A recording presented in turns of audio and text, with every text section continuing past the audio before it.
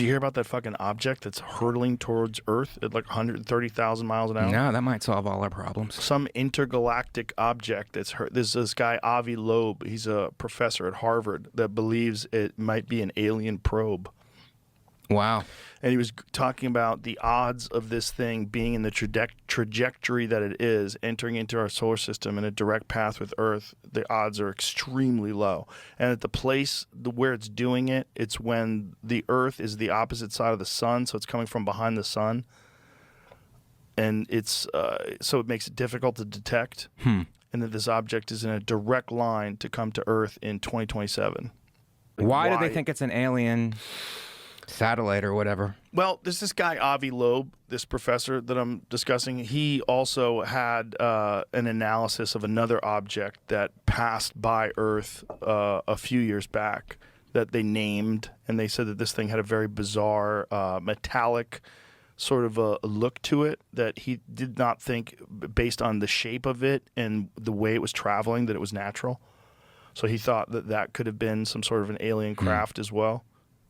I don't know. It's too fun. It's too fun. But as it gets closer, we could probably decipher.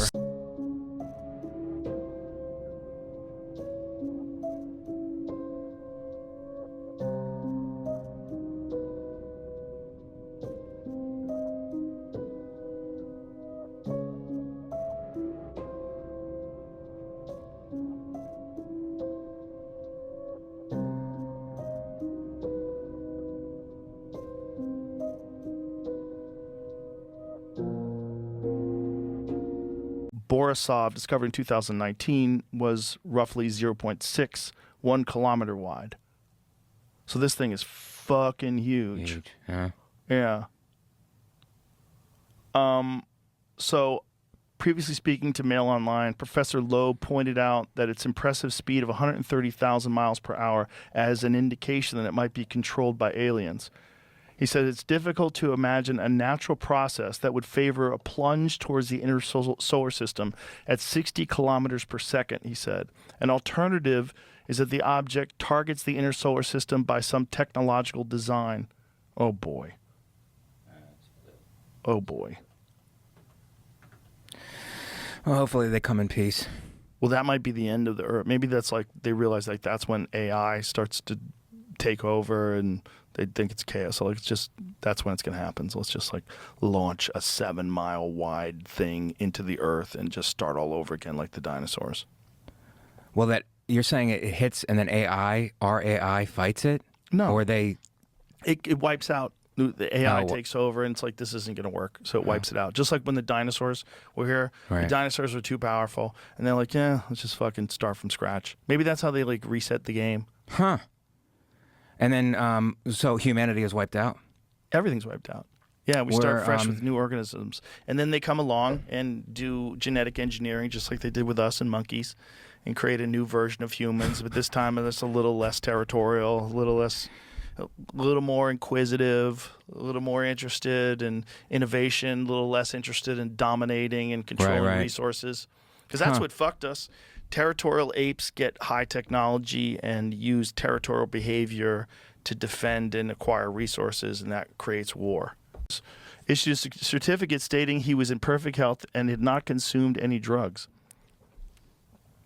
It ruined his career, and he never piloted a plane again. Wow. This is his first solo flight, too. Whoa.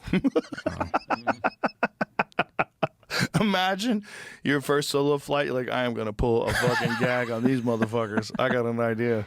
It's like the face on Mars, but I'm not totally convinced about that. But that one's nuts. Like, that's kind of crazy. Didn't that look kind of crazy? It's on the right? Yeah. That's kind of crazy. Yeah. That looks like a fucking square. Oh, yeah, that looks like a foundation. I mean, tell me what the fuck that is. What is that? Right. That does not look normal. Those angles don't look normal at all. That lower left-hand corner, like, what is that? And then the fact that it's roughly a square. I mean, I don't know if it's a square or a rectangle. It seems like it's a little taller than it is wide. Right. But whatever it is, it looks like a fucking structure, man. What was once a near miss had become something far more dangerous. A revised impact distance of just 1.95 million kilometers from Mars. a hair's breadth on the cosmic scale. And worse still, simulations showed that even 10 kilometers per second of added velocity, a fraction of what's already being measured in those gas pulses, could be enough to shift its path into a direct hit. Think about that. Just a nudge, a whisper of thrust, and Mars becomes ground zero. This level of control is unheard of in natural bodies. It's as if 3I Atlas is using its own outgassing as microthrusters, adjusting its approach like a spacecraft would. Even more disturbing, those thrusts are perfectly aligned with the planet's orbital plane. Scientists aren't just tracking an object anymore, they're watching it aim.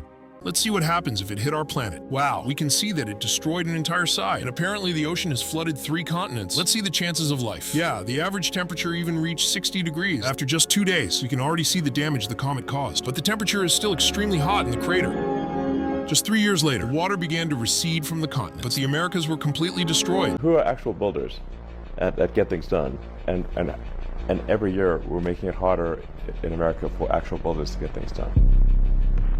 You know, we're in this like weird Ayn Rand Atlas Shrugged scenario. That's the name of the thing. It is.